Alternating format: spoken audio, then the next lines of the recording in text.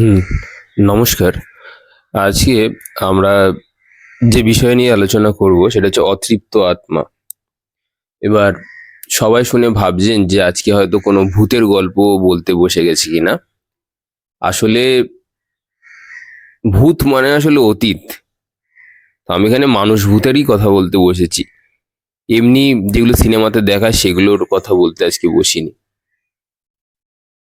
তাদের কোনো এক্সিস্টেন্স নেই আমি একবারে বলবো না। তবে আজকে একটু অন্যরকম অতৃপ্ত আত্মার কথা বলতে বসেছি। আজকে দেখবেন অতৃপ্ত আত্মা কারা? অতৃপ্ত আত্মা হচ্ছে আমরা নিজেরাই। প্রথমে একদম প্রথমে একটা ছেলে যখন বা মেয়ে যখন বড় হয় তখন তার সংসারে হয়তো অনেক রকম দায়িত্ব পালন করতে হতে পারে বা হয়।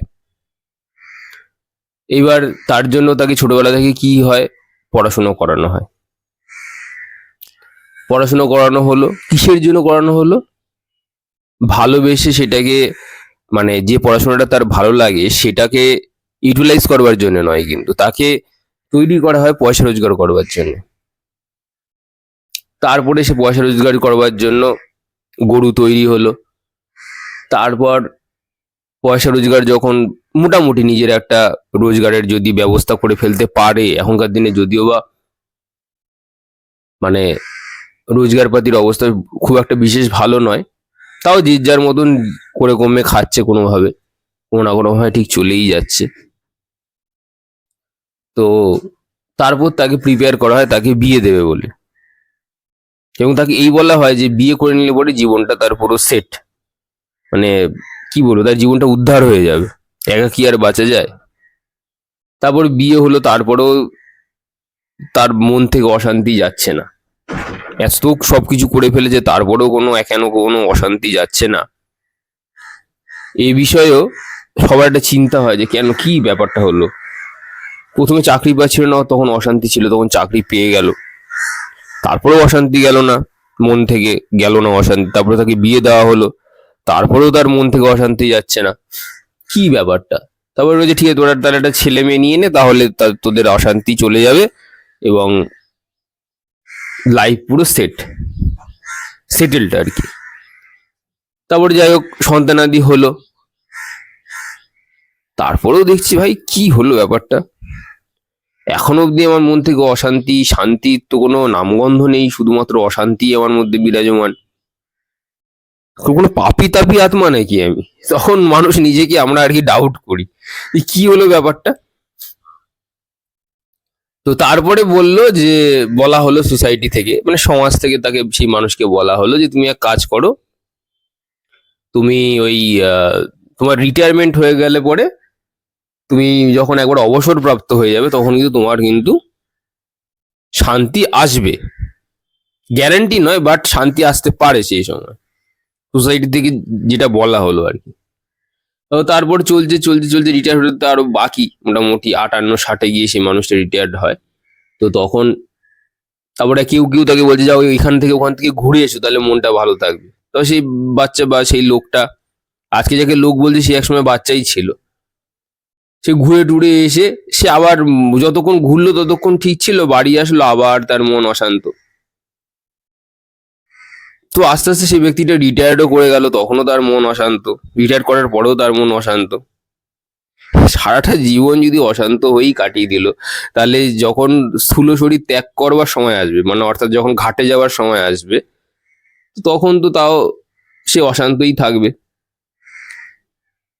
তাহলে কি এমন পেল না সেই ব্যক্তিটা, যেটার জন্য সে সারা জীবন কাটালো একটা অতৃপ্ত আত্মা হয়ে?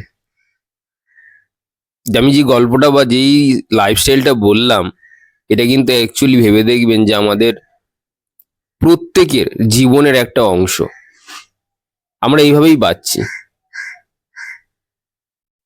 কেউ কেউ এমন আছে, লোভ দেখায় বা মানুষ আসে এগিয়ে মানুষকে হেল্প করতে, তারা ভাবে তারা হেল্প করছে তাহলে আমার মানসিক যন্ত্রণা থেকে আমি মুক্ত হয়ে যাব। এটা সম্পূর্ণ ভুল একটা জিনিস। আপনি আমাকে পৃথিবীর সর্বসুখ এনে দিলেও আমার আত্মা তৃপ্ত হবে না, এটাই বাস্তব। আপনি আমাকে পৃথিবীর সর্বসুখ এনে দিলেও আমার আত্মা তৃপ্ত হবে না। আমার কেন, পৃথিবীর কোনো মানুষের হবে না। কেন, আমি এক্সাম্পল দিয়ে বলছি। আমি থোড়ি কেয়ার করি আর কি, মানে কে কি দিল আর না দিল সেটা পরের কথা। আনডিউ অ্যাডভান্টেজ নিতে ভালো লাগে না, সত্যি কথা বলতে। আর দ্বিতীয় কথা হচ্ছে, বোধ অর্থাৎ বুদ্ধি যখন অস্থির থাকে, তখন মন আমাদের সারা জীবনই অশান্ত থাকবে। এটা আপনি কোনো চেঞ্জ করতে পারবেন না। আজকে অনেক লোকে আসে, দেখতে পাই যে তার জীবনে বিয়ে হচ্ছিল না, তার বিয়ে হলো, তার ছেলে হলো, এখন অশান্ত হয়ে গেছে। কেন? ছেলের কেন বিয়ে হচ্ছে না, মেয়ের কেন বিয়ে হচ্ছে না, সে কেন কাজ পাচ্ছে না? অ্যাটাচমেন্ট, মানে কি বলবো, আমাদের মন অশান্ত হওয়ার জন্য জাস্ট একটা রিজন চাই। আর প্রকৃতি আমাদের এই রিজন গুলোকে, আমাদের চারপাশে যত রিজন, মানে যত কারণ লাগবে সবগুলোকে ভরে ভরে ভরে ভরে দিয়েছে। কি নিবি নে? এবার তুমি ভাবছো আমি বিয়ে করব না, আমি একা থাকবো, একা টাকা কামাবো, একা এনজয় করব। সেখানেও প্রকৃতি কিন্তু ট্রিক্স বাজি করেছে। কি করেছে? তোমার মন অশান্ত রাখবার জন্য তোমাকে এত কাজ দিয়েছে আর এত পয়সাও দিচ্ছে। হয়তো দেখবে তোমাকে হয়তো 4-5টা লোন চাপিয়ে দিয়েছে, বা ধরো তোমাকে এত কাজ দিয়েছে যে তুমি সারাক্ষণ তুমি কাজের মধ্যেই তুমি ব্যস্ত হয়ে হয়ে রয়েছো, এবং কোনো না কোনো কারণে তোমার মনে টুকটাক টুকটাক করে মন অশান্ত হচ্ছে, মন খারাপ হচ্ছে। মানে মন অশান্ত অর্থাৎ অতৃপ্ত আত্মা, যেটা নিয়ে আজকে আমরা আলোচনা করতে বসেছি, পার্ট অফ আওয়ার লাইফ হয়ে গেছে। সারা জীবন যদি আমি অশান্তই থাকি, তাহলে আপনি কি করে ভাবছেন আপনি মরে যাওয়ার সময় শান্ত থাকবেন? ওই যে অনেকে বলে যে ধর্মকর্ম একদম বয়সকালে গিয়ে করবি। আরে বেটা, তুই এখন করতে শুরু কর, না হলে পরে তো যখন তুই যাবি শেষে, তখন আর কি করবি? অনেকে আবার ব্রহ্মচর্যের কথা শুনলে হাসি পায় তাদেরকে, যে এই বয়সে কি ব্রহ্মচর্য, এইসব হ্যান ত্যান করবে, এগুলো তো বুড়োরা করে। আচ্ছা, ঠিক আছে, বুড়োরা করে তো মানলাম, তুই করে তো দেখা। না, আমি ব্রহ্মচর্য এই সমস্ত কোনো পালন করি না, আমি নাম জপ করি। তুমি যে কোনো একটা তপস্যাকেই তুমি সিদ্ধ হতে পারলে না, তুমি নাম জপ করো। তোমার নাম জপ করে ঘোড়ার ডিম কি লাভ হচ্ছে? তোমার আলটিমেটলি ফল তোমার জিরো। আলটিমেটলি ফল তোমার জিরো। তোমার জীবনে ডিসিপ্লিন নেই, তুমি কি করবে? ব্রহ্মচর্য এরকম শুনতে মনে হচ্ছে, ব্রহ্মচর্য আসলে মানুষের মনের কাছ থেকে তুমি ইনস্ট্রাকশন নিচ্ছ না, মন তোমার কাছ থেকে ইনস্ট্রাকশন নিচ্ছে যে তুমি কি করবে না করবে। অনেকে বলে যে আমি কি আহ, বিয়ের পরেও ব্রহ্মচর্য পালন করতে পারবো। পারবেন, কেন পারবেন না? আমাদের শরীরে যে এনার্জিটা দেওয়া হয়েছে, সেটাকে এনজয়মেন্ট করবার জন্য দেওয়া হয়নি, আনন্দ ফুর্তির জন্য দেওয়া হয়নি।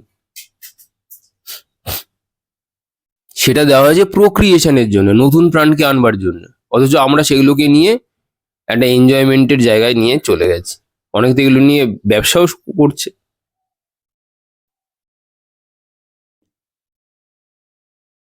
এর ফল খুব মারাত্মক হয়, খুব মারাত্মক। মানে যারা পিএলআর টিএলআর করে, যারা আর কি পাস্ট লাইফ রিডিং করে, যদি, মানে আমি বলতে চাই না, তারা গিয়ে যখন দেখে যে এই ব্যক্তি এইসব করে এসেছে, ইমেন্স কষ্ট থাকে তাদের জীবনে। এমন কোনো গ্যারান্টি নেই যে যে আপনি এই জন্মে মেয়ে হয়ে এসছেন, মানে আপনি সামনের জন্মে মেয়েই হবেন। আপনি ছেলেও হতে পারেন, বা আপনি মেয়েও আপনি আবার মেয়ে হয়েও কিন্তু জন্মাতে পারেন। এরকম অনেক উদাহরণ দেখা যায়। তো যাই হোক, এটা সাইডলাইন্ড হয়ে যাচ্ছি। কিন্তু যে ব্যাপারটা অতৃপ্ত আত্মা, যেটার আমি কথা বলছি, আমরা অতৃপ্ত আত্মাদের ভয় পাই। আরে আমরা নিজেরাই তো এক একটা অতৃপ্ত আত্মা। আমরা ইন্ডিভিজুয়াল প্রত্যেকে এক একজন অতৃপ্ত আত্মা হয়ে পৃথিবীতে বাস করছি। মরবো অতৃপ্ত আত্মা হয়ে, গতিও হবে না কিছু। আপনি মরে যাওয়ার সময় ভাববেন আমার মা আমাকে বকেছে, আমার মা আমাকে দেখেনি, আমার বিয়ে হয়নি, বা আমার ভালোটা কাজ হয়নি। আপনি কি ভাবছেন আপনি একটা ভালো জন্ম পাবেন এই সমস্ত ভেবে? কিছু পাবেন না। আবার যেখান থেকে শেষ করে এসছেন, আবার সেখান থেকেই আবার শুরু হবে। তো যাই হোক, সবাই ভালো থাকবেন। যারা অ্যাস্ট্রোলজিক্যাল কনসালটেশন বা গাইডেন্স নিতে চান তারা চ্যানেলে দেওয়া ডিসক্রিপশনে নাম্বারে যোগাযোগ করতে পারেন। আজ আসি, ধন্যবাদ।